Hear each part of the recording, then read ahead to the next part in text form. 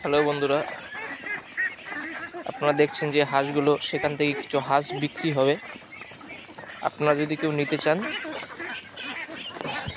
Inbox করতে পারেন। সব হাঁস ভ্যাকসিন করা আছে, 2টা ভ্যাকসিন করা আছে। আপনারা নিজে এসে দেখে পছন্দ করে নিতে পারবেন। যারা নেবেন ইনবক্স করবেন।